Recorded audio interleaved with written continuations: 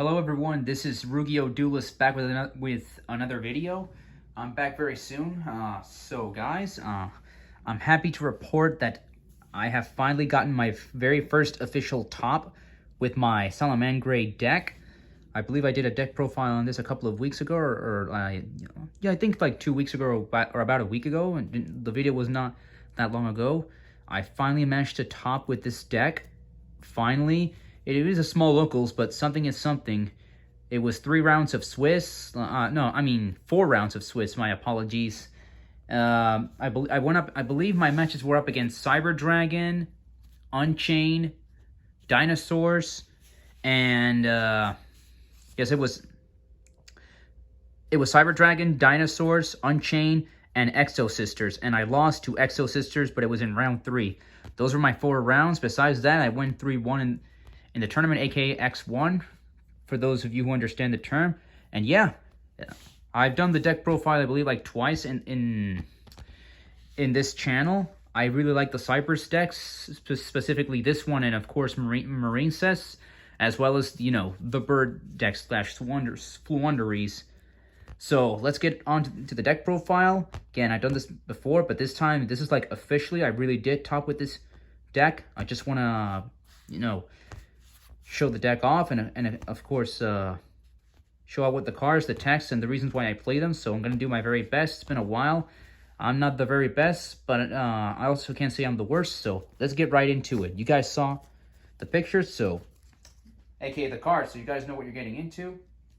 Alright guys, so if any of you have played or are familiar with Salamangreats, you know how the deck is. It's more so, it's very graveyard reliant, and getting your resources, like dumping them into the graveyard, resurrecting them, and just keep spamming monsters. It was a meta deck like about around 4 years ago.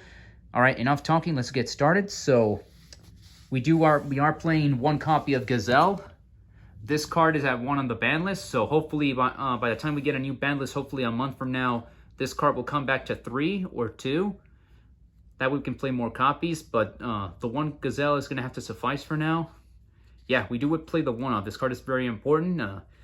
You could still play the deck without it, but this card, it's just way too good. It gives the deck so much advantage. It was limited to 1 for a reason. But yes, we are playing just 1 Gazelle for now. Moving on, we are playing 3 copies of Salamangreat Spinny. So this card, some people play 2, but most people play 3, max out on it. I really prefer to max out on it. This card is almost never a break.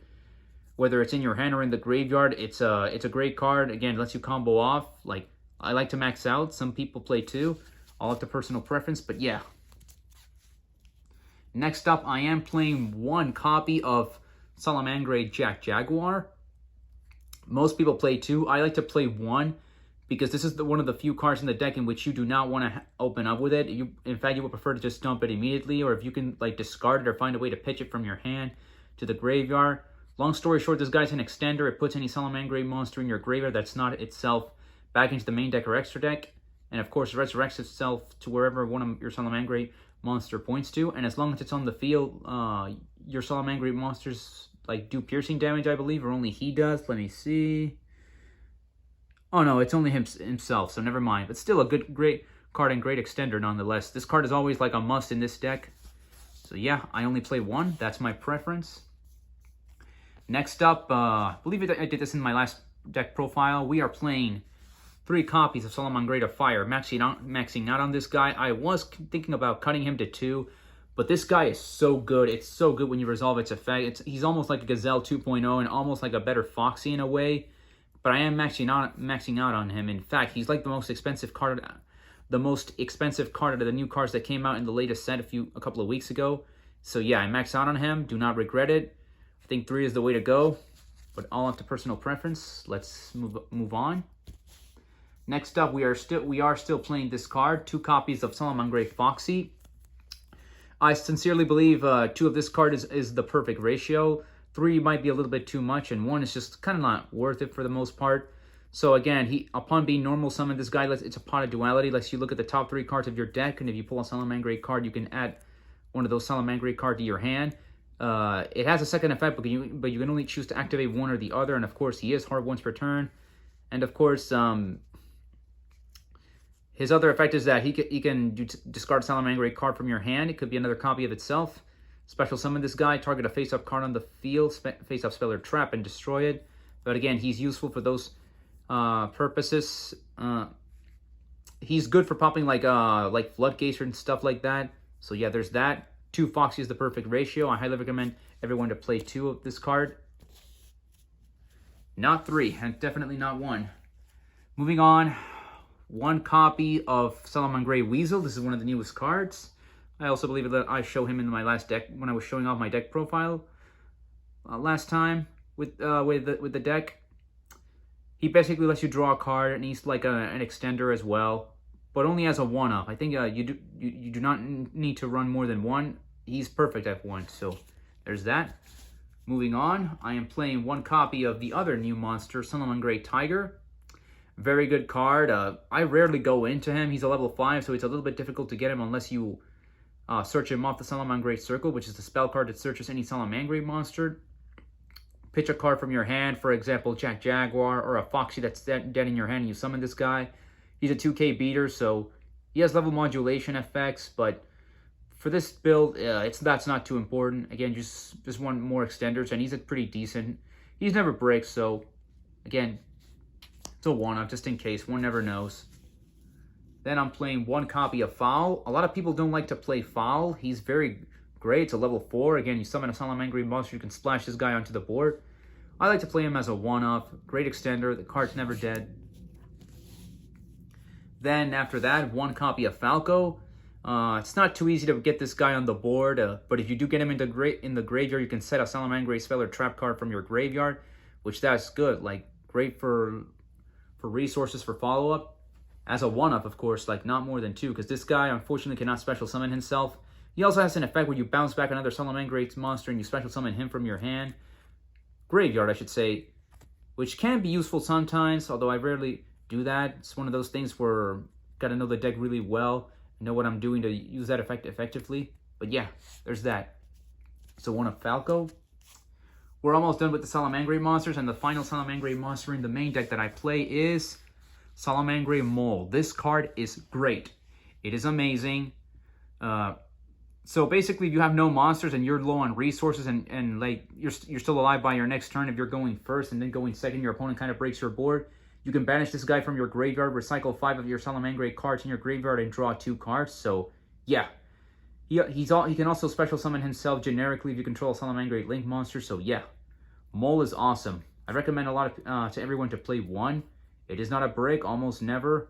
Yeah, just run 1 though. That's it for the Salamangreat monsters. Moving on to the 1-up, a monster that's a Cyberse but not Salamangreat, Flame Buffalo. I was running 3 at first, but I decided to cut it down to 2 and eventually 1 because just like Foxy and Salamangreat of Fire, you need to normal summon this card to use his effects properly. At 1, I think it's perfect. Like, if you get it out, it's fine. You draw your 2 cards. That's his effect. He's removed. You discard a Cyberse and you draw 2 cards. He's perfect for chain blocking. Again, more resources, draw cards. There's that. I think at 1 is perfect. Depending on how things work out in the future, I might bump it back to 2, but definitely never again at 3. Not with the new Salamangreat of Fire monster. So that's it. Now for the hand traps. This deck is very well known for being able to play a lot of hand traps and being good at stopping your opponent with that. Plus, it's regular combo. So 2 copies of Ash. Decided to cut 1 off. I think 2 is fine. I could run 3 if I wanted to, but I sincerely believe 2 is fine. I'm gonna put it right over here. Then we're playing 1 copy of Ghost Mourner and Moonlit Chill. So this card works like Infinite Impermanence and Effect Veiler. On the summon of a monster, you target that monster. That monster can activate its effects, and if your opponent removes that monster from the board, your opponent will take damage equal to that monster's original attack. Just 1, because there's so many variants and so many decks in the format right now that I think 1 is the best ratio to go with this card. You need to cut it off. There's always the side deck. Then we are playing 1 copy of Ghost Bell and Haunted Mansions. So this one is like Ash Blossom over here, but more so for the graveyard when a monster's trying to be revived or a card just trying to be added back to the deck or to the hand. Again, just 1, because right now there's like the meta / the game and the decks They're so diverse right now, this format, that I think one Ghost Bell is just fine. So those are the 4/Ghost Sister hand traps, but there is more. So after that, we are main decking 3 copies of Drolin Lockbird. This hand trap is everywhere in the format. You resolve this going second or even first, second I should say. You're gonna stop your opponent from playing the game. At least most decks, not all decks, but most of them. Again, this card is like kind of everywhere right now. Maybe after the ban list or in the next format, it might die off, it may not, but still, it's always been a great hand trap, and right now it's doing the job for a lot of decks. And to finish off the monsters and the hand traps, we are main decking 2 copies of Nibiru. Nibiru's like 50-50, but again, I would main deck 3, but because again, there's so many decks in the format, I'm scared of like main decking 3 copies, so I think 2 is the perfect ratio as of right now. And those are the hand traps, or at least the monster hand traps. Moving on, let's go out with the spells of the deck. 1 copy of the field spell, Salamangreat Sanctuary, which we search it off of one of our link monsters. 2 copies of Salamangreat Circle, which is the searcher for any Salamangreat monster in the deck, as it has a second effect which protects your link monsters. But more on that probably for some other time. I could play 3, but I think 2 is the perfect ratio. This deck has so much searchability right now that I don't want to brick by opening up multiple copies of this card, so I play 2. That's good enough for now. 1 copy of the Will of the Salamangreat. This card is like Monster Reborn. It resurrects a Salamangreat monster from the graveyard. It also has a second effect where it can resurrect, special summon / resurrect multiple Salamangreat monsters depending on the situation with your Salamangreat link monsters.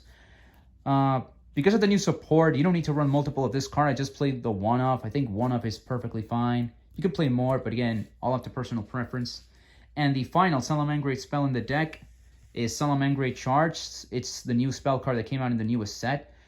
No one plays this card, but I do. I think it's very, very good. It's kind of, I would say it's very versatile, the card. Believe it or not, it has 2 different effects. Very good depending on the situation. So far, it has not bricked. Only a 1-off, of course. And those are the 5 Salamangreat spell cards.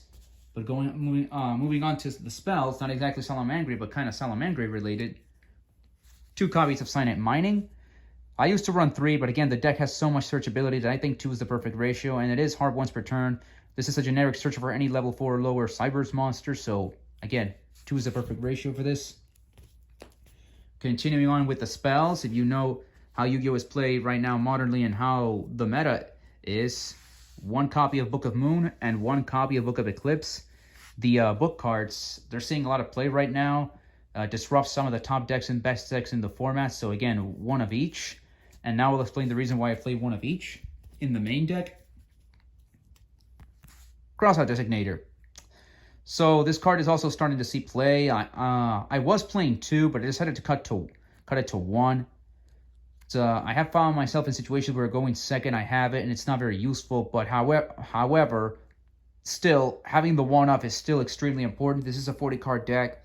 Again, this is useful if like your opponent tries to ask you for Drolin Lockbird, the book cards, like anything. And Nibiru protects you from Nibiru.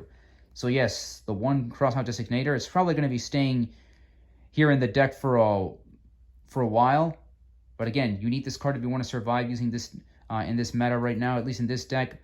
All up to personal preference. I personally like it. I think it's great. And that's it. Moving on. And to finish off the spell cards, 1 copy of Foolish Burial. It is limited to 1, but still, it does the job so well. Send a Salamangreat monster from your deck to the graveyard, like any combo piece you need, like to complete your plays. Very good. Don't regret it. It is Foolish Burial. And now for the trap cards, like final 4 cards in the deck, it's only 4 traps, so I'm playing the 1 Roar and the 1 Rage. Yes, the 2 standard Salamangreat trap cards. Destroys cards. This one negates anything if you control a Salamangreat link monster. And to round out the traps, 2 copies of Infinite Impermanence. Speaking of, was mentioning this card a bit earlier, I decided to cut the Salamangreat Revive, which is the other new trap card. I don't think it was just doing the job right. Decided to take it off. These 4 traps do the job right. That's it. Now let's move on to the extra deck. So for the extra deck, of course, we are playing triple copies of Salamangreat Bailings. Your link 1 searches the field spell on summon, and if it's in the graveyard, you can protect your Salamangreat spells and traps and monsters like 1 heart once per turn. You need to play 3 of this. Like, I found myself in a situation where you really need to max out on this card. Like, otherwise, like, you're just not going to survive in the grind game. 2 copies of Salamangreat Sunlight Wolf. You could run 3. I think 2 is the perfect ratio right now. You don't always need 3. I prefer 2 right now. As time changes and the game changes, like I may bump it up or just keep it at 2. All right, moving on. The 1 copy of Mirage Stallion. This card used to be banned. Then it was put to 1. Then at 3. You only need 1 with the way Salamangreat works now in 2023. Again, special summons any Salamangreat when it detaches a material. So there's that. Great card. You need it to combo off. 2 copies of Heatlio, which is the link 3. On summon, it spins back a back row spell or trap card in your opponent's zone. Not once per turn. So if you relink this guy, you can do it twice. And it also has a great when it's used via the field spell. Basically, target a monster your opponent controls and have it copy the same attack stats as one of your Salamangreat monsters in the graveyard. So if you have a Bailings, you can turn your monster's attack points to 500. And this guy, forgot to mention about the link 2's like reincarnation, relink effect. This guy basically recuperates your spells and Salamangreat spells and traps in the graveyard once per turn. But moving on, more on that for some other time. I am playing 2 copies of Pyro Phoenix. This is so they don't play this card too often. It's the link. It's the old Link 4 monster. When this guy is relink summon, aka off the field spell. So unlike these 2, this guy when he's relinked using the field spell, he pops the opponent's entire board, which right now is very important because this deck has a hard time like destroying a lot of the opponent's cards. So there's that. It also burns your opponent if they summon a link monster with its first effect. So there's that. Of course, we are playing the newest boss monster of the deck, and it's the modern-day Link 4, the new support card that came out in the newest set, Raging Phoenix.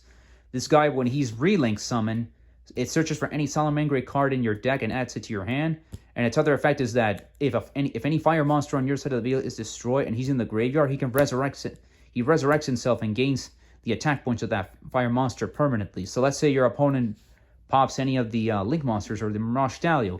This guy will have its original attack, plus it'll get boosted by the attack points of whichever fire monster your opponent sent to the graveyard. So yeah, he's the new boss monster of the deck.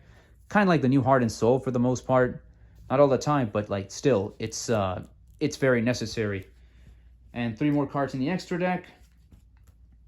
I am playing Proxy of Magician and Salamangreat Violet Chimera. I don't play the access code like Transcode Update Jammer package. I want to do something different, like play the deck more pure. Proxy of Magician is a Cybers and it's a fire monster. So basically, this guy on the field during main phase 1 or 2, you can fuse from monsters from your field to go into Violet Chimera, which when you do, he'll gain the attack boost of the monster used to fusion summon. So he'll not only be 28, he'll be a lot more than that. Plus, he also has an effect where if any monster's attack is different from its original attack during the battle phase, its attack points will double even further. So great for OTK purposes. Does almost the same thing as Access Code Talk with the Update Jammer Transcode Talker. Not exactly the same, but you know, just wanted to do something different. And the final card in the extra deck, Fire Phoenix at Ignister. This guy, so it's a Cyverse and it's a fire monster. During the damage step, when you attack, instead of doing his effect, instead of doing battle damage, you can just burn your opponent for 23, which is great in time and like, you know, leaving your opponent at less life points, or even like finishing it off if your opponent has fewer life points and you don't have to just necessarily destroy a monster. Also, if this guy is destroyed by card effect, it can destroy a monster on your opponent's side of the field non-targeting. And if he's destroyed by card effect during the start of your next turn, during your standby phase, this guy resurrects himself once. So yeah, that is that's the extra deck. New ways to OTK with Salamangreat. Come here, new Link 4 boss monster. That's it. Now, this video is taking a little bit longer than usual. So let's move on to the side deck. So for the side deck, 15 cards, of course, Book of Eclipse. 2 more. To put those face-down monsters in defense mode. Decks like Kashtira, Purely, which are probably the best decks in the format right now. So I main deck the other one, and the other 2 are side deck. Harpy's Feather Duster for the back row. Destroy your opponent's spells and traps. The 1 Dino Wrestler Pankratops to pop cards. Blaster Dragon Ruler of Infernos. Why not? It's a fire monster. It can pop a card. It can special summon itself. It's limited to 1. It's a fire monster. I believe I already said that. The 3rd copy of Nibiru in the side deck, just in case. Sometimes we do need to max out on it. 3 copies of Twin Twister for more back row hate. This has been very useful. Very, very useful. Going second, like at the start of the turn, you use this. You can kind of break your opponent's board apart. Well, depends. 3 copies of Contact C. Same thing. Disrupt your opponent's plays. This card has to be played very intelligently. You have to time it correctly because your opponent can't play around this card. But if you, I would say, if you time it well against Kashtira and definitely against Purely and even against Branded, this card is gold. It can win you games. Yeah, so there's that. And final 3 cards in the side deck. 2 copies of Anti-Spell Fragrance. And 1 copy of Gozen Match.